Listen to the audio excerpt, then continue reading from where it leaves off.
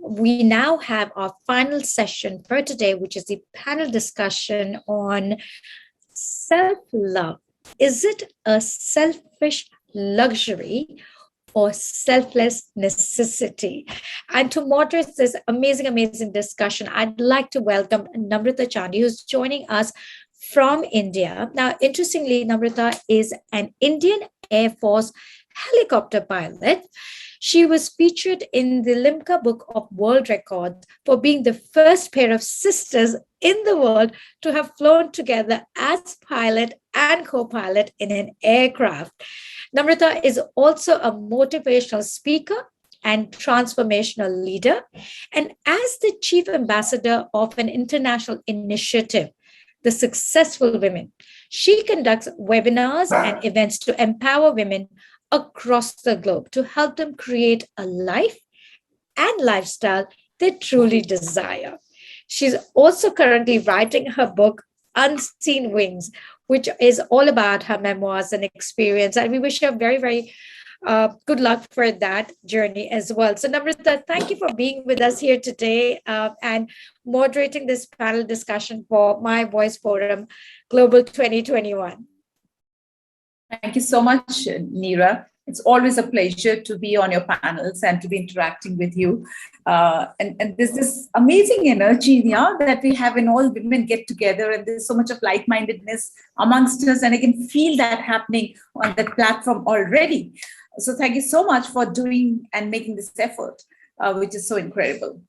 So, Namrata, before you go on to the panel discussion and we hear about the topic from the other panelists, I want to ask you, and I know that you're personally a great believer of self-love and you practice it as well. So I wanted to ask you, what does self-love mean to you?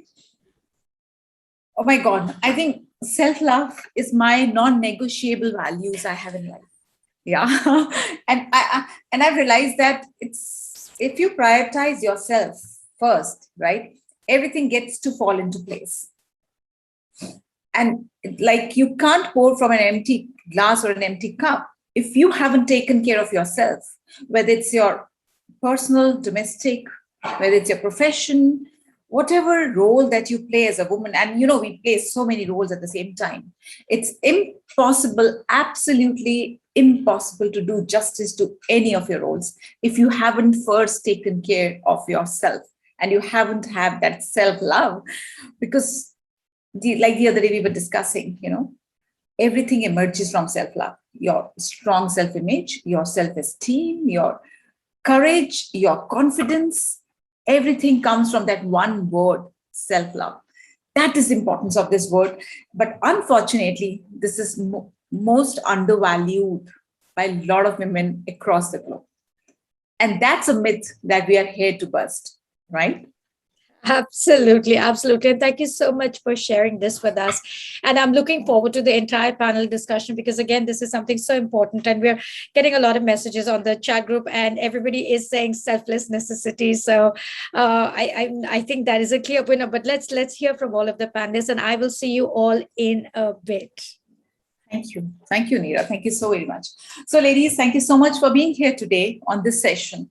Self-love, is it a selfish luxury or a selfless necessity? So I would just like to know from the audience, what do you think it is?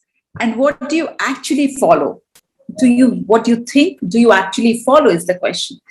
And let's talk more about this. And today we have some incredible women across the globe as my amazing esteemed panelists today.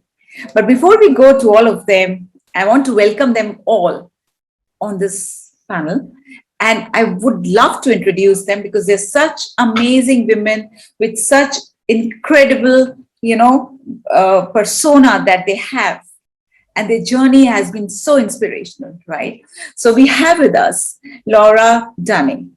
She is a success coach in UK, and she has helped countless people improve the quality of their personal and professional lives. She utilizes her deep insights into the methods and the mindsets of high-performance individuals, leading rich and rewarding lives from working alongside talented professionals for last 20 years in multinational organizations. She also has an online community called Be the Change, And most recently, she has co-authored the bestseller book, My Voice, Volume 1. Welcome so much, Lorna. It is indeed a pleasure to have you with us today. We also have with us Julie as well. Now, she's a mental health counselor and a high school teacher in Hong Kong. She was born with a rare physical condition called the anthrogyposis multiplex congenitia, which affects 1 in 3,000 lives around the world. And despite having gone through bullying, harassment, and discrimination, Julie has come a long way to become the leading spokesman for AMC. She's also the co-author for the book My Voice Volume 3, which is releasing in December this year. A very warm welcome, Julie, and we would love to hear from you your version of self-love. We have with us Tatiana Solomatina, and she's the founder of marketing and business consultancy agency, Do Unico, with a mission to empower women to embrace their uniqueness, motivate them to do what they love without self-doubt and fear, and show them the roadmap to success. She's passionate about helping women and firmly believes that each woman needs a mentor. And that is why she has created a women experts community in Hong Kong. Tatiana is also the co-author of the book My Voice Volume 3. A very warm welcome, Tatiana, to this panel. And last but not the least, we have with us Lei Ann Shalin. She's the founder of Building Your Mindset Muscle. She's a wise woman with an opinion, and she lives in Australia. She has worked in corporate sector for 40 years, as well as spent 25 years as an alternative healing therapist, life coach, mentor, and speaker. Recently, she has become an international bestseller Amazon author by contributing her chapter in I'm Possible, Stories of Grit and Perseverance. And she's also the co-author of the book My Voice Volume 2, which was recently launched. A very warm welcome to you, Lynn. So, ladies, it's amazing to have you here. It's my pleasure to be hosting you on this great topic of self-love, whether is it a selfish luxury or a selfless necessity, right? But before we go into the details, I would like to know from each one of you, what in your opinion is self-love, and why is it a top priority and not a luxury or a selfish thing? And I also want to know that, sharing from your own incredible journey of life as an example, where your self-love has become instrumental to make you who you are today. So let's go to Lorna. And Lorna, over to you. The mic is yours. And let's listen to your version of self-love and your journey, how that changed after you realized and imbibed this one essential element in your life. Wow, follow that as an introduction. Thank you. Thanks, everybody. Let me get straight into it. So I think, first of all, for me, self-love isn't like, once a week I get some candles, I put them around the bath, and I wear a face mask, and I give myself 30 minutes to relax. For me, that's not self-love. Self-love is a foundational idea and a deep belief that you are the most valuable person. It's a kind of a total acceptance that you are the most valuable person in your life. And I think that, that might trigger people, because we kind of would condition to think that, well, that can't be true. Surely your kids are more important. Surely your spouse is more important. And it's not a selfish idea. And I'm going to give you an example from my own life to expand on what I mean. So I was in senior leadership roles for many years. I'm not now. Now I'm a coach, a trainer, a mentor, a speaker. And for a few years, I worked from home, but I would have a meeting once a week in London, and I would have all my face-to-face meetings. My first one was usually with my leader, my boss. So I would get on the train, all excited to have the day in London, and I was doing really well. Like, my results were really strong, my performance was good, I had a good reputation, and I was feeling good. And I'd go into that one-to-one with my boss. If she was happy, I was happy. If she gave me good feedback, I felt confident. If she was warm, I felt good. But if I went in there and she gave me something I needed to work on, or she was just like cold with me for no reason, that shook my whole day. It wrecked my whole day. So all day I've got self-doubt. All day I'm maybe I'm not actually that good. Maybe she doesn't like me anymore. Maybe she doesn't value anymore. Despite 6 years of great standout performance, one meeting could make me lose all sense of confidence. And what I was doing, what I learned, I had a coach at the time and I said, help me with this situation. It's ridiculous. I knew it was ridiculous. I knew I was internalizing ideas that weren't helping me. And my coach said 3 words to me that I live by now: touch it lightly. So what I was doing was the feedback, anything she was giving to me, and it wasn't just my boss, by the way, it's like my kids, my spouse, like people in my team, anybody, touch it lightly. So what we do is we kind of internalize it, we grip it and we take it in. We might need that feedback. We need to listen to other people, but we can touch it lightly. We can take what we need and then let the rest go. And if that idea comes from an essay by Thomas Troad called Touching Lightly. And his whole message in the essay is about, where is your point of poise? Where is your center of control? Is it inside of you or outside of you? Because as long as it's outside of you, you are going to be blown with the wind of everybody else. And you're going to lose all of your power. And that's what I try to live by now in those 3 words. And I read that essay regularly to internalize that idea that I am the most valuable person in my life. That doesn't make me selfish. And one last point, because I want to give the other panelists a chance to speak. I think the second thing I try to do, and I would advise people to do, is just get very, very clear what you need to be at your best. You know, if that is a bath with candles, have a bath with candles. If that is a walk in the park or a run or whatever it is, get clear about what you need, because otherwise, if you don't know what that is, you can never get yourself ready to be your best. Thank you, Lorna. I mean, that was very inspirational. And this point of, where is your center of control?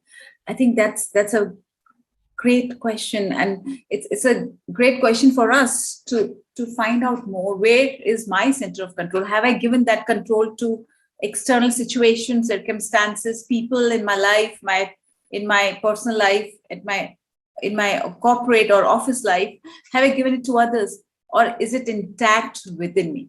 Because that really determines a lot of, the way I appear to myself and the way I show up to the world.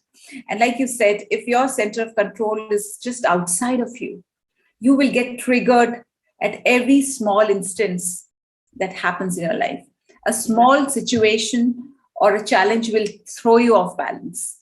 But if that center of control is within you, and that comes from one thing, and from Lorna's story, I totally got it. It comes from your self-care and self-love. So thank you so much, Lorna. That was a great story, very well told and very well articulated, short, crisp, with a deep meaning. Julie, let's come to you and let's listen from you. Thank you. Thank you, everybody, for having me here. So for me, my journey to self-love, I discovered the importance of self-love through my journey of living with AMC. So let me just tell you a bit about what AMC is. And as Namrata said, that I was born with a rare physical condition called arthrogryposis multiplex congenita. So in short, we call it AMC. So it literally means the curving of the bones, and it affects 1 in 3,000 live births.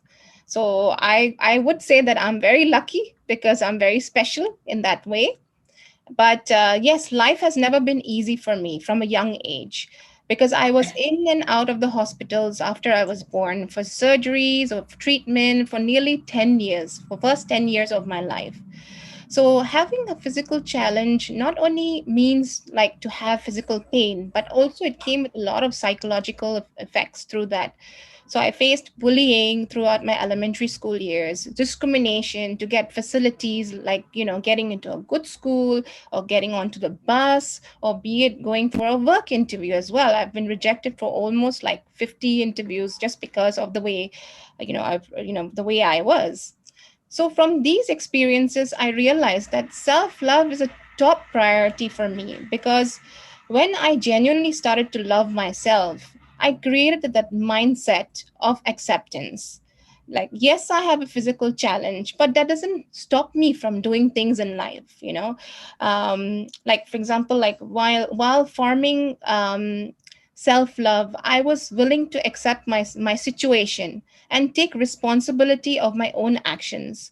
And they say that when you acknowledge the power that you hold over your life, you become satisfied with how you live with it. So it doesn't really matter like how you look and what you wear. It just matters, what matters is like how you make a difference in this world. And by showing love and compassion to myself, I was able to turn that challenges into opportunities. Like, this is just to simply say, like, being satisfied with my life made me have a great impact, mental impact. So that's why today I can proudly walk out of my home with confidence. And with self love, I realized that I developed healthy self esteem, which is to feel good about myself, my opinions, and also my abilities. So that's self love for me. Amazing. Amazing, Julie. I mean, it's such an empowering inspiration story, right? And like you said, your self love is what made you turn your challenges into opportunities. And then that changed everything around you, right? And just one point I have to say, as I must say that you are very courageous and a very brave woman to do that, to overcome all the, because generally people, you feel they, they have everything with them, everything is right with them, but then nothing is right. And that, I think, is actual being, mentally handicapped, emotionally handicapped. This doesn't matter, because if you love yourself the way you are, and you actually learn to do that, amazing, I mean, just one half of the battles that you're going to get in your life.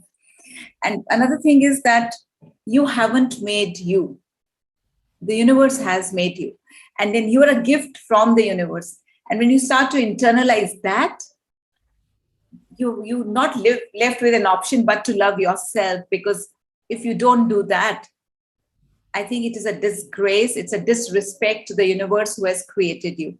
And Julie, I think your life, you just demonstrate that very powerful element.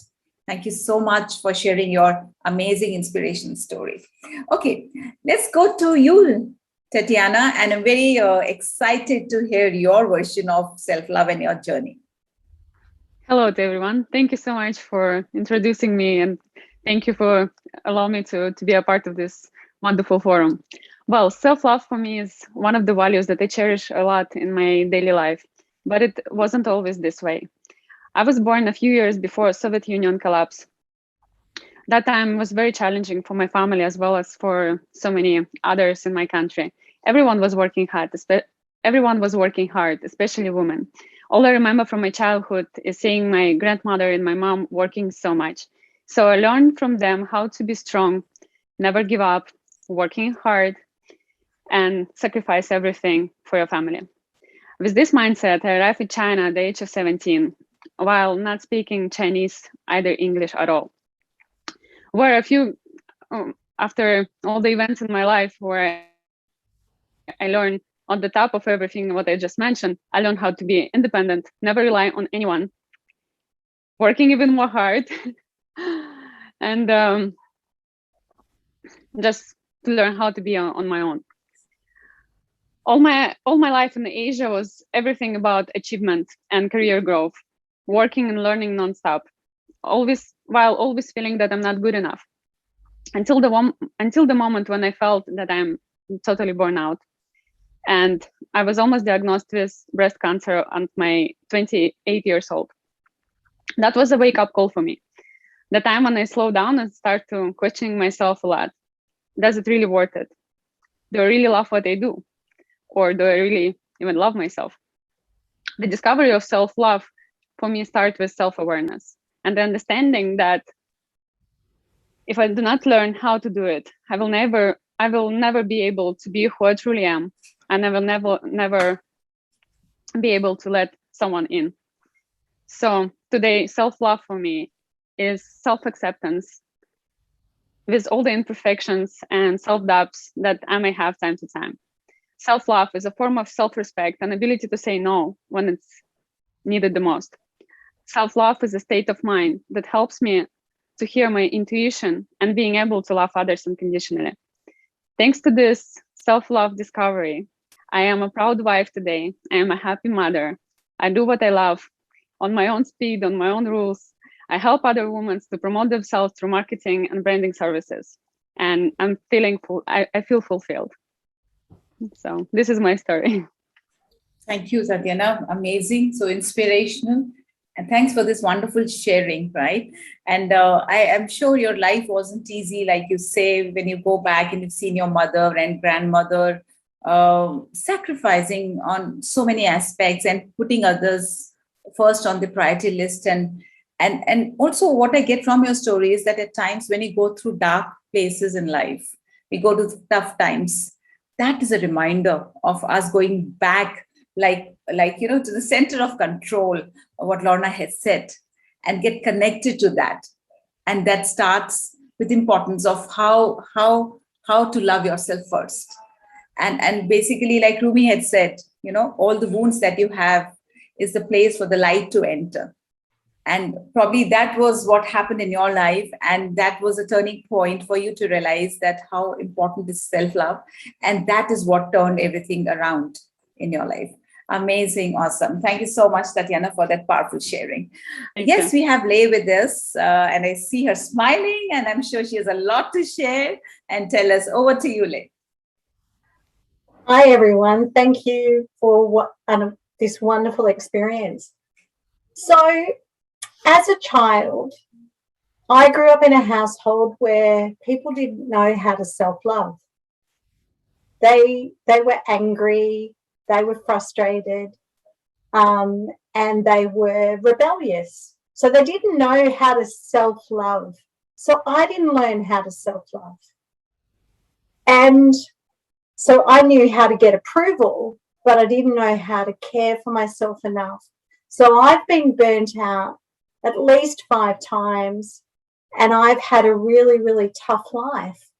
But in my 50s, I learned about self-love, and I learned that it doesn't happen by magic.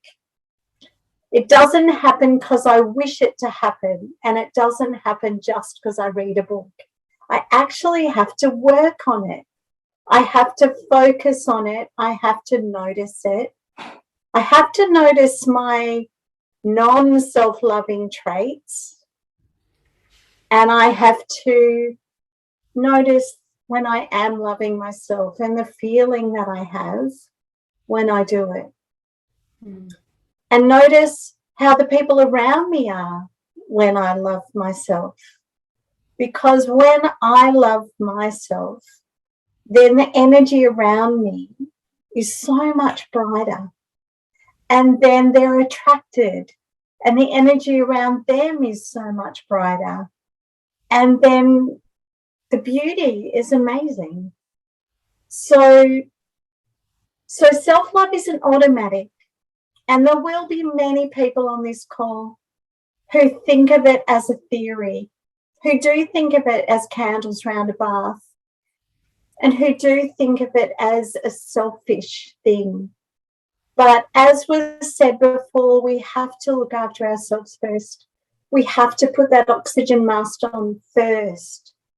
We have to put fuel in our tank first, because as women, as carers, as mothers, as grandmothers, which I am, we have to do so many things, and we can't do it running on empty. So thank you. Nice. Thank you so much. And we're getting so many comments coming from the audience. Is just loving what the amazing ladies are sharing us today from their own life journey. And what is inspiration about your journey is that you are an example that it's never too late to love yourself, right? Even you discovered it late, but at least you did. And, unfortunately, there are people who go through this lifetime without even realizing what self-love is.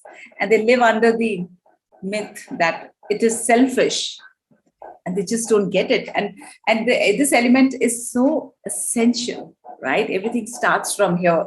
And I think all these incredible women today, they just demonstrate that. So, like, also one thing you said and makes me thinking that it sounds simple. Self-love, I mean, what's so big deal about it? You just got to love yourself. But at times, simple things in life are not simple to do at all.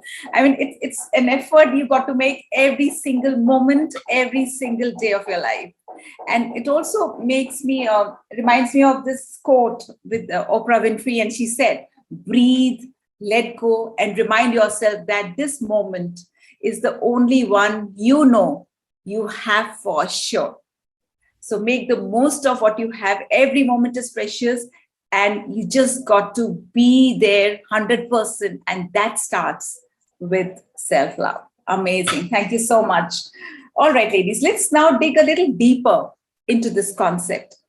And Lorna, I would like to go back to you, because when you shared your story, you talked about that incident you had with your boss, and that made you get into a lot of self-doubt. You felt as if confidence has just evaporated. Maybe you felt, am I good enough? All those questions started bothering you. So my question to you is that, can you explain how self-doubt, lack of self-confidence, and imposter syndrome is directly related to a lack of self-care and self-love? Yeah, let's get into that. So I loved what you said, Leanne, and the previous speaker, Carl, actually talked about you have to work at it. It doesn't just happen. It's not like an idea we can read in a book and suddenly we're like self-love, we are confident, and we'll be that way forevermore. We can get better and better. And actually, I spend my life showing people how to do this and how to live this way. Actually, I wish I'd known this in my leadership career. I was in an executive leadership role. My last role was with a vice president at American Express Global Business Travel. And I tell you what, when I first got the vice president title, that blew my mind. Like, I spent my first 18 months saying, God, is this what a vice president does? Is this how they interact? Did I present that like an executive? Like, these are the thoughts I was having, right? But I got access to this information that I now kind of share and teach, and it's self-love, it's self-image, and it's doing the work to become who we need to be. But for years, I carried around this doubt, and it kind of wasn't there all the time. It was kind of on and off, on and off. Sometimes I'd feel very confident, and other times, to your point, Amrita, it would evaporate. But it kind of hit me hard, and I didn't understand it in my 20s. So I was offered a role as a director in a global organization in my mid-20s, kind of mid to late 20s, 3 times the salary, 3 levels higher than the next logical career step. And there was no way I was turning down 3 times the salary. But I was like, can I do this role? And like, I was carrying around ideas about who I was. I was carrying around ideas about who I wasn't, and beliefs, right? And I believed I was pretty average, right? I was like, I got average grades, pretty average education. I believed I had a kind of average personality. I never really had a vision of my life earning that kind of money ever. It was kind of nobody in my family had kind of earned that kind of money in their lifetime. So to kind of leapfrog to this point blew my mind. I was also carrying around ideas that one person in my corporate life once said to me, "You're not a natural people leader." And I carried that. I was shy as a child. I carried that. I wasn't a good presenter. So all of these things I'm carrying around into each role that I had. And that's imposter syndrome. That's me kind of not believing in myself internally, and I'm relying on everybody else telling me who I am, who I'm not. And the behaviors that I demonstrated to compensate. So I'm in this new role, I'm in my 20s. I thought, if I work harder than the next person who's clearly more talented than me, then I'll make up for the gap. If I please everybody and get everybody to like me, then I won't get found out for not being good enough. Clearly, these weren't conscious thoughts. I wasn't like thinking, let me please everybody, but looking back, that's what I was doing. And I did okay. Eventually, like in every role, I got some proof that I was actually pretty good, and I got some physical evidence, and then your belief starts to catch up and then you get promoted again, and it starts all over again. And I never learned. And then I'm a vice president doing the same thing. And a bit like Tatiana and Leanne, burnout. You know, when I had 2 kids, working 14 hours a day as a strategy to keep myself assured that I was good enough wasn't an option. You know, you can't work 14-hour days when you've got kids, but I tried to, and it led to serious, like, I would say it wasn't anxiety, it was kind of worse in a way, because it was emotional numbness. It was just not feeling anything, completely lack of inspiration, lack of motivation, just lost my mojo. But it's it's bad because you kind of don't know it. You think, oh, this is just me. Maybe I'm like meant to be happy 4 out of 10. Maybe like 10 out of 10, 9 out of 10 is for other people. You know, that level of joy doesn't really exist. And then because I got access to courses, personal development, I started to dig in because I knew I had to find a way out of the burnout. Then I started to realize what was going on, and I wasn't taking care of my inside, and I wasn't taking care of what was going on outside, and leaving all of that to chance. And now I've been kind of practicing this way for many years. And imagine now I had to leave that vice president executive role. I didn't have to. I wanted to set up a business teaching people to live their best life and showing people and coaching people how to do that. Imagine the imposter syndrome from that to that. But because I had the tools now, I was able to jump relatively confidently into a new chapter. Don't get me wrong, it still catches me up. And if I get time, I'll tell you a very recent story where this hit me again last weekend. But 90% of the time, I'm living kind of with good self-esteem, good self-worth. But all the way back to your point, Leanne, I have to work at it every day. I also have a very early morning routine. That's an hour that I do all of the things that we're talking about. I talk to myself, I visualize, I exercise, I meditate. These practices, I live in gratitude. They are what kind of help me live from within, not from without. Awesome. Yes. So many points you brought out, Lorna. And like you rightly said, imposter syndrome happens to the best of women. I mean, they're not immune to it. And no matter where you reach, it just follows you. And a lot of that also has got to do with the narrative of the stories we tell ourselves. And, you know, it's an effort you've got to make every single day. And likely, I was speaking to a lady just yesterday, and she was telling me what you said. I feel emotionally numb when I'm there with my kids. I don't feel any emotional connect with them. I feel that mojo's gone, that enthusiasm is gone. And I just told her, I said, there's just one thing you need to work on, and that's self-love. You know, it's so interesting. You're just talking about similar things, and I can relate to it so beautifully. So thank you so much for answering that so well and so many details and explaining it. Thank you, Lorna. Julie, coming to you, my question is that, you know, women have a tough time saying no. I mean, we're really bad at that, right? Even if we want to say no, just to please others, we don't want to hurt them probably, right? We end up saying a yes. So my question to you is, how can self-love play a role in helping women to create and set the boundaries in various areas of your life that are so essential to ensure that they keep their happiness, their joy, that peace intact? Thank you, Namrata. So before I move on to this, you know, how do you pronounce N-O? No. This is one of the shortest words in the English language that it is for among all many women, it is hardest to utter. So first we have to understand what's going on. You know, so women struggle to say no more often. The reasons can vary. Like, for example, just like what you said, they don't want to upset people, or, you know, they have been taught to socialize to value other people's needs, you know, feelings, and also, feelings and above their own feelings. And they're, you know, socialized to be nice to others and please others. And sometimes they remove the word no from their dictionaries from their vocabularies as well. So while saying no, when we really want to say no, it may help us to avoid this immediate discomfort of confrontation. But the long term, what we will face is like what other panelists have said today. We have stress, we have burnouts, and as a result of saying yes all the time, like I mentioned, we have burnout. So I'll tell you an example of myself.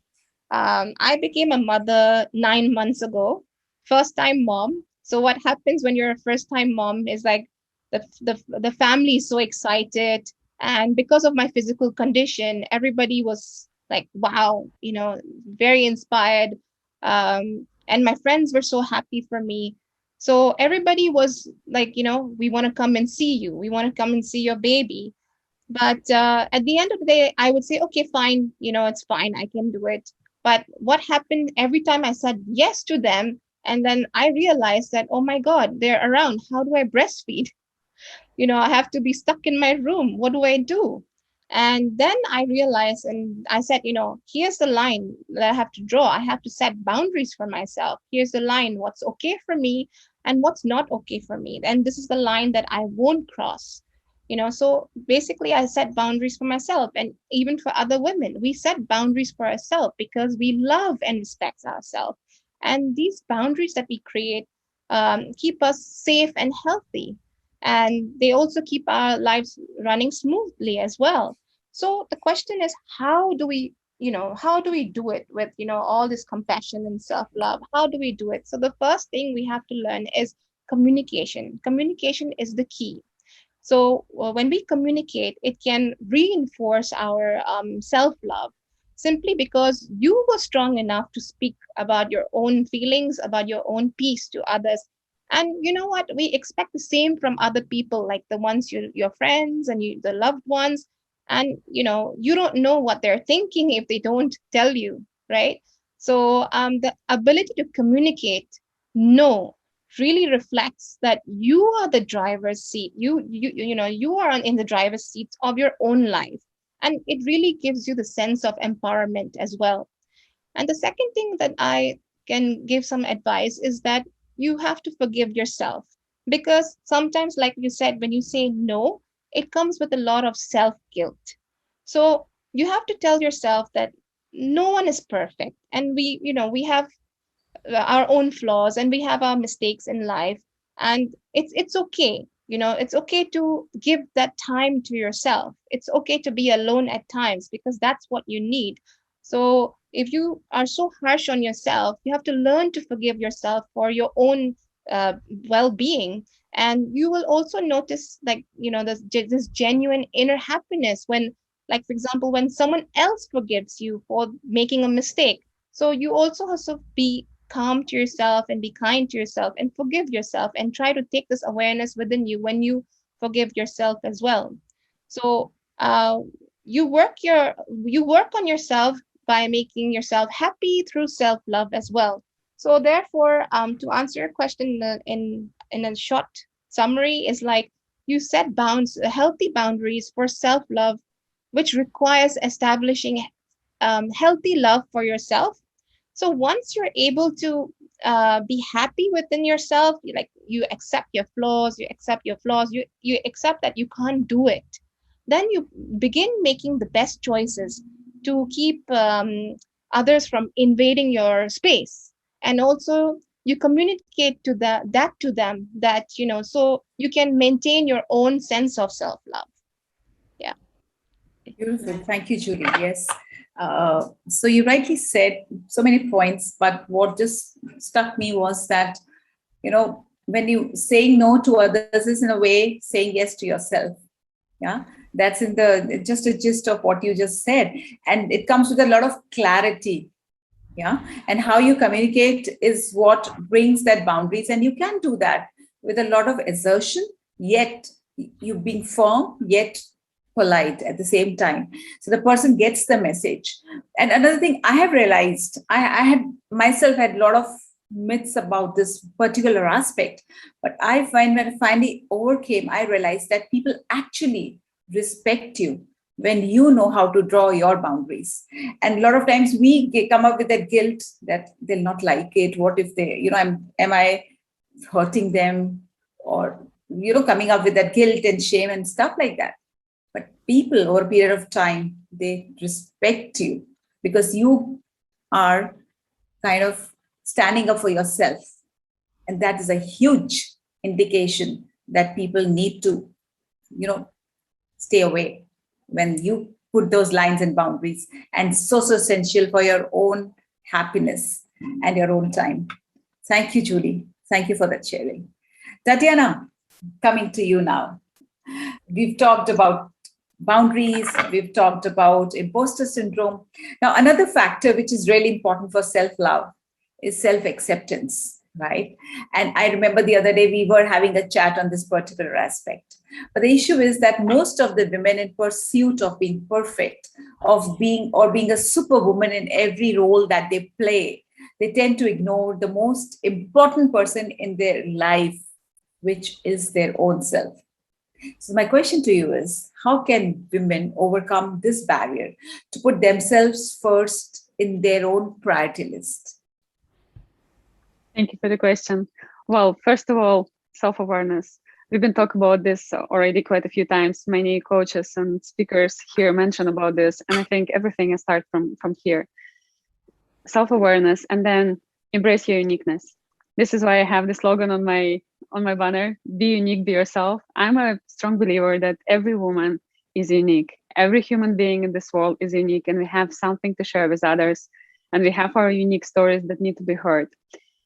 To this particular question that you ask, I would like to say, first of all, remember that you're not able to love someone if you don't know how to love yourself.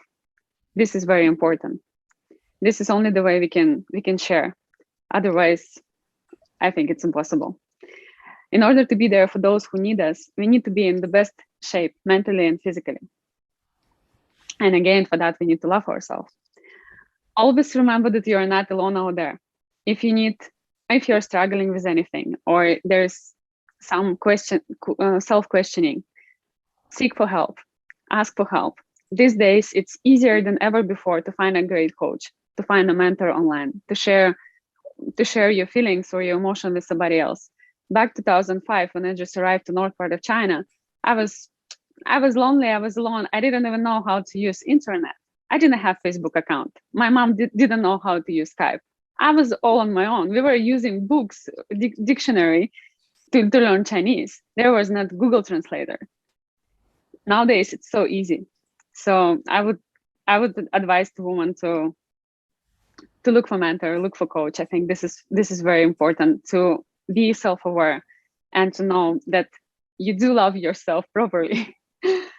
Fulfilled and happy, energized woman can move mountains. I think all of us will agree with this, but we need to remember about this and remind ourselves about this often. We need to celebrate every little achievement, even a very, very tiny one. So I would recommend to have me time on your weekly agenda. Buy yourself sometimes a present, just without any reason. Just make yourself happy. Follow your dreams. Let yourself dream. And let that little girl inside of you be alive, as just previous speaker told us, with this beautiful meditation as well that we did.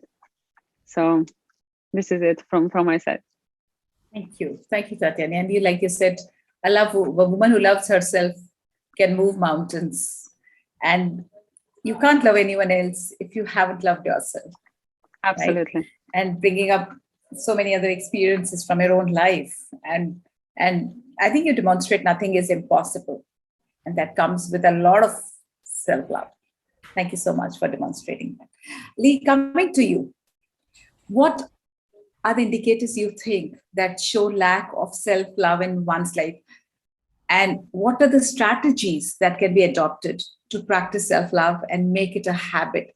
The question, like we were all been talking about, and Lorna said, and then Julie said, the point is it's not a one-time effort. It's something that you've got to do every single day, every single moment.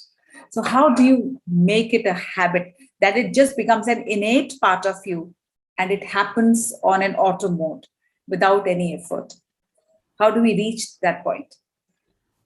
So the first thing we have to acknowledge is when we first start learning something, it's hard, right? We first start learning, we first don't even know it exists. And then it's hard and bumpy and it takes lots of effort. And then we start being able to successfully do it, but it's still hard.